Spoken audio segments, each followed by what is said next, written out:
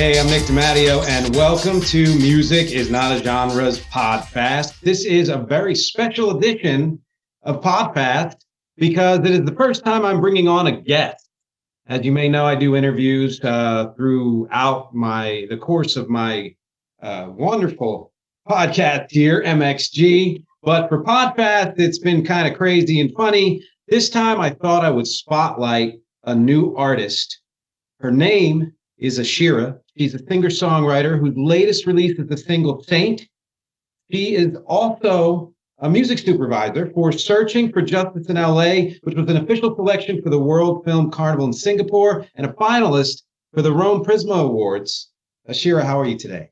I'm good. Thank you so much for having me, Nick. You're welcome. Thanks for coming on. So why don't you tell everyone a little bit about yourself? Yeah, so I am a singer-songwriter. I've been singing for as long as I can remember. I mean, there are pictures and videos of me singing in a car seat or a stroller and trying to play with instruments like 6 times the size of me. My dad's a singer and my mom's super creative, so there was always music playing around the house, and my siblings and I would kind of try to play whatever instruments we had lying around. And I can't tell you if my parents started me on lessons because I showed potential or if they just wanted to make whatever god-awful noises I was making stop. But either way, I picked up guitar and then piano, and songwriting was a natural transition from there. So now I've been songwriting since then for however many years that is, and I've been releasing music for the last couple of years. So 2 questions there. You said your dad is a singer? He is. Mm-hmm. Professionally, or just can sing? Professionally, he does what's called Jewish a cappella. So he started that when I was very young, and I grew up going with him to recording studios and to different performances. And he's been doing that throughout my entire life. Oh, that's awesome. I asked that because my dad is a singer too, and he's professional. And yeah, that's such a big influence on a life when your parent is doing that. And then you, even as a small kid, just decide, oh, I'm living with this. This is what I want to do too, but in my own way. Yeah, definitely. When did you write your first song? How old were you? Oh, God. So I think I wrote my first real song probably at 12 years old. I have memories from like kindergarten of writing some like random stuff about trees or nature or whatever. I don't know. But my first song, I think I wrote at 12 when I started picking up guitar. Wow, that's great. That's so funny because I have this my mom kept this little paper of lyrics that I wrote when I was like 7 years old, and it was about nature. I don't know what the obsession is. But then, right. No, it's because there are no other options. It's either write about that tree or how like your parents forgot to pick you up from preschool. Like that's probably true. Yeah. So you say you've been, doing music your whole life. You've been, writing since you were 12, at least your first real song, as you say. When did you start recording? I started recording, I think, at 16. I remember my guitar teacher. He's amazing. His name's Jimmy, and he had a kind of makeshift studio, and he had started helping me figure out how to transition my songs from just kind of thoughts to actual things that I could play on guitar. So I don't know if it was him or my dad that first came up with the idea to try recording, but I had a song that we had been working on. I must have been like 14 or 15 at the time. And we went in and we started recording that. And when I was, oh my God, when I was 12, that was when I recorded my first song. My dad had this idea I'm Jewish, and he had this idea for my bat mitzvah for me to write a song that would, kind of be a part of the whole thing. And so I came to him with this Taylor Swift style love song, and I'm 12 years old at the time. And he looks at it and he goes, "No, you're 12. Absolutely not. Try again." Yeah. And I didn't know what to write about. I was 12, and I think I said that to him, and he was like, "Okay, well, let's talk about some stuff that's been going on." And I think I had gone to some sort of ice skating party recently where I had just kept falling down and I could not skate to save my life. And he was like, "Okay, so write about that." And I wrote a song called Try Again, and that went on to be the first song I ever recorded, the first song I ever put out. And to this day, anyone who knew me then, if you ask them, I think one fact about me, anyone from childhood will immediately be like, oh yeah, she's got this song from when she was 12 years old. It's the cutest thing, cringiest thing for me, but everyone else thinks it's adorable. No, yeah, well, yeah. I mean, you look back on material and especially that young, you're like, oh, okay, I've done a little better, but it's still got to be kind of thrilling to be at that age and you're known for that already. Yeah, it was really cool. And to this day, I think that's one of the best pieces of advice I've gotten. My dad was the first person to really instill in me that concept of write what you know and not just what you're hearing around you. And that's continued to influence me, God knows how many years later. Yeah. And so let's jump into that then. Let's talk about your new single, Saint. Yeah, so I released Saint a couple weeks ago, and I wrote it about someone that I was really close to that turned out to be really bad for me.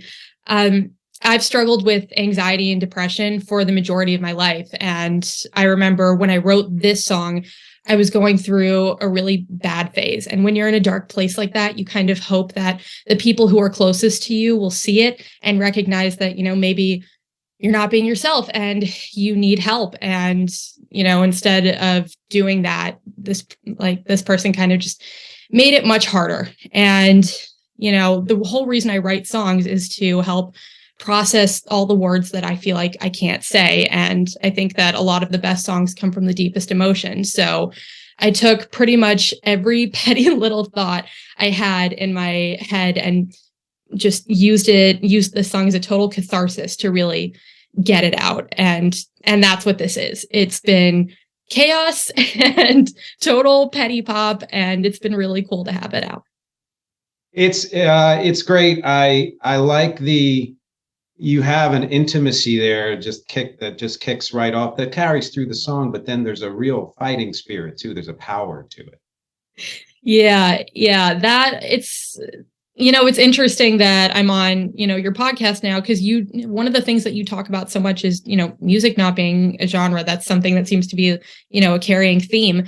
And this song was one of the first I'd written where, I really didn't know what to identify it as. It felt like it had elements of rock and punk and pop and, the kind of writing that maybe is even associated with country. And I really liked that it didn't fit into one exact box, because I feel like I, as a person, don't really fit into one exact box. And I like that my music is kind of starting to reflect that.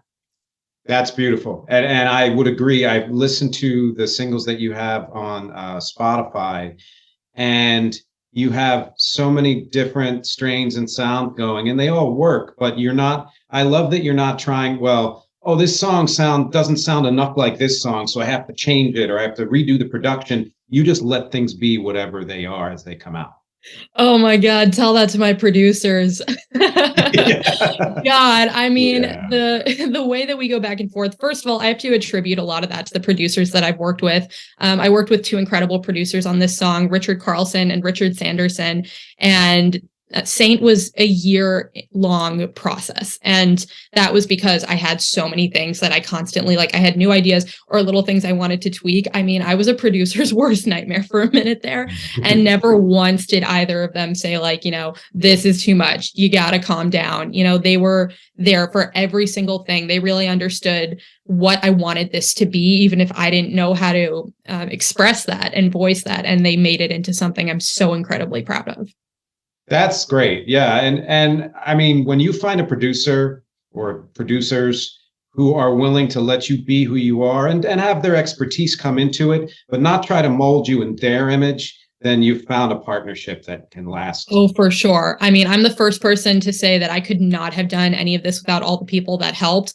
And I'm so grateful that I've found all these incredible people to collaborate with. And that's the cool thing about music and technology these days. You can find people from all over the place and you can collaborate with really anyone. And I'm really happy that, I met these two guys through the internet, and A, they weren't serial killers, and B, they were, genuinely creative and fun people with amazing ideas that gave me the space to be my own creative person. But also, they put in input and said, why don't we try this? Wow. And so now, where are you based and where are they based? Yeah, I just moved to Los Angeles. I've been here for a few months now. Richard Sanderson is based in London, and we actually recorded Shatter Me, which was my previous single there. Actually, no, not that one, but you get the idea. Mm-hmm. And Richard Carlson is based in Nashville. So we actually met during the pandemic in maybe 2020 through a Facebook group called Make Pop Music and connected through there. And we've been working together ever since. That's incredible. Where did you move from? I moved from New York. I have been all over the place recently. Oh, So I was in New York working, and then a new job brought me out to Los Angeles. And, music here, it's just, this is really the place to be, at least from my perspective, if you want to be a singer-songwriter. So, the second I moved here, I saw a palm tree and I was like, yep, I'm home. you're home. Yeah. I mean, LA, New York, Nashville, a few others that you can't go wrong living in LA for music. And the reason I asked is because there was a lyric in one of your songs that mentioned Jersey. And I'm from Jersey. God. I'm from Philly. I'm from Jersey. So, Yeah. So I am not from Jersey, but okay. that song was about a guy who went to school in New Jersey. And I like to leave little hints in my songs because I make it a point not to outrightly say who the songs are about, especially in cases where, I had a bad experience, because that's not what this is about. This is about me telling my story and just, saying the words that I feel like, I don't express. It's not about bringing someone else down, and I have no interest in that. And so with this song, I kind of peppered in this one tiny little thing, like he went to school in New Jersey. So the people that know. And, the people that don't, it's kind of, I hope that they can look at a song like that and hopefully relate to it.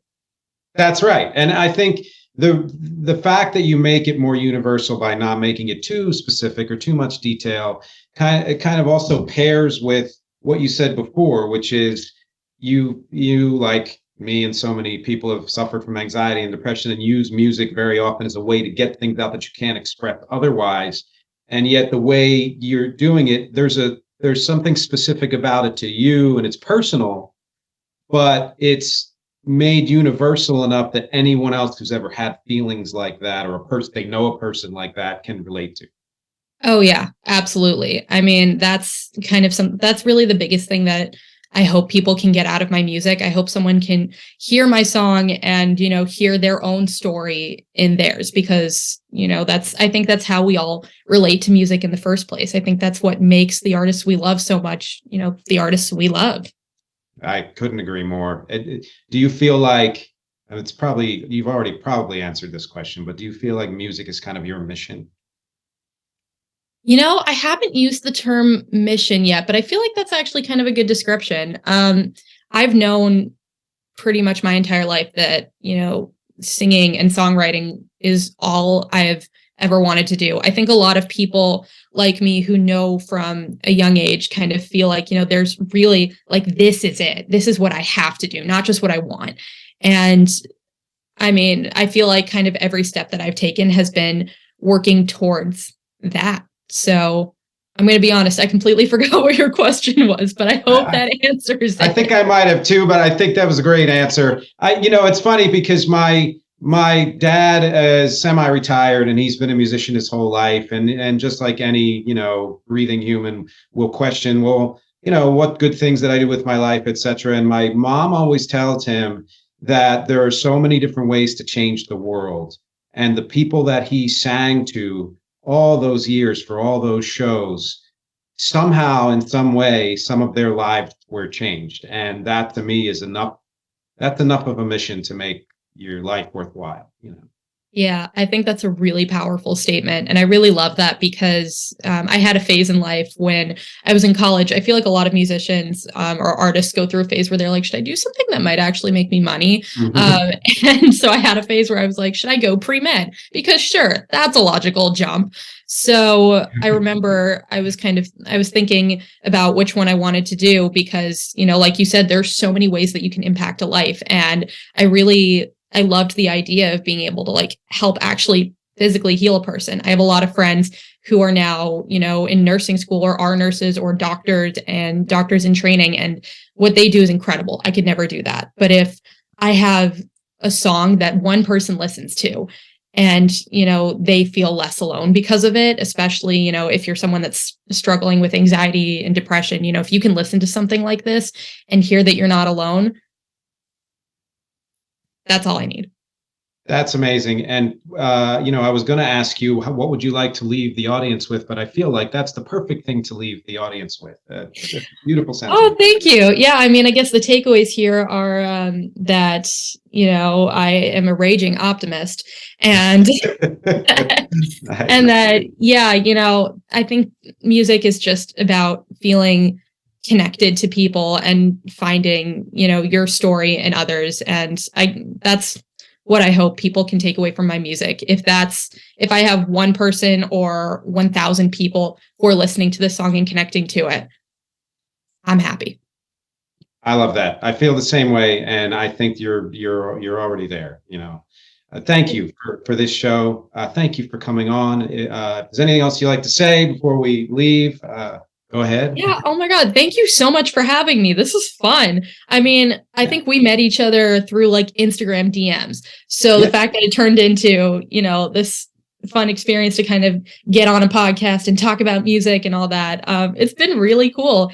Other than that, I gotta do the classic little, you can find me on social media at Ashira Corp, TikTok, Instagram. I'm on Spotify, Apple Music, and my latest single, Saint, is now available anywhere you can stream music. If you could go check it out, I would greatly appreciate it.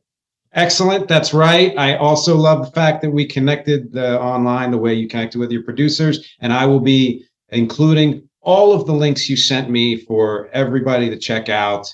So please, everyone out there, check out Ashira wherever you listen to music. And thanks again for being here. Thank you so much for having me, Nick. You're welcome. Take care.